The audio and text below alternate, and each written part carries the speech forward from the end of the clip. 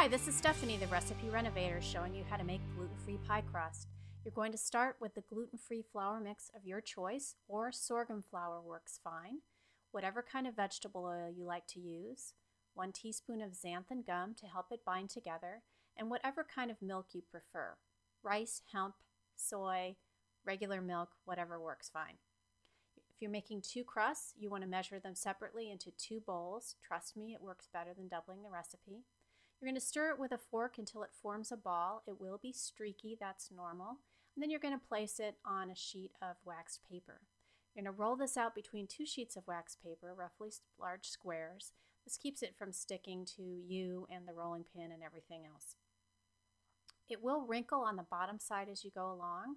So basically I roll a little bit out from the middle, flip the whole thing over, smooth out those wrinkles on the bottom side until I get the whole thing about the size of the paper, nice and smooth and even, about 1/4 inch thick. The thickness doesn't matter so much as it being even, so just do your best to make it even.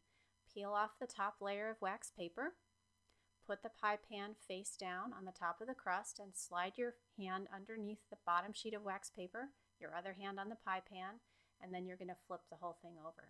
A couple pieces of crust may fly off as you do this. It's not a problem, and you probably will have a little bit of cracking. That's also normal. Don't worry about it. You're going to start peeling back the paper gently while fitting it into the shape of the pie crust, pie tin itself. You're going to patch any holes that occur as you go along. It's a very forgiving pie crust, so really don't worry if it cracks. It probably will. Mine usually does.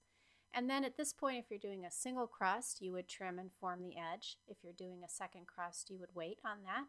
Poke the whole thing around evenly with a fork and add whatever prepared filling that you're going to bake. In this case, it was blueberries, but pumpkin pie, any other kind of pie works just fine. Do the top pie crust the same way you did the bottom. Roll it out between those 2 sheets of wax paper and peel off that top layer of wax paper when you're finished.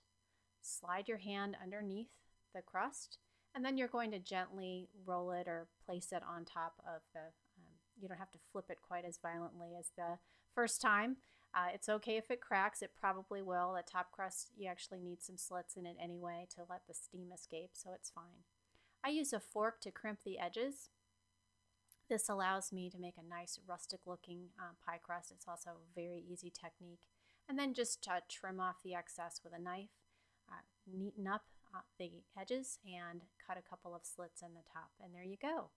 Please let me know if you try this out. I'd love to hear from you. I always love to hear from readers, and I'm happy to take a look at recipes to renovate them for you. Please visit me at RecipeRenovator.com. Thanks a lot.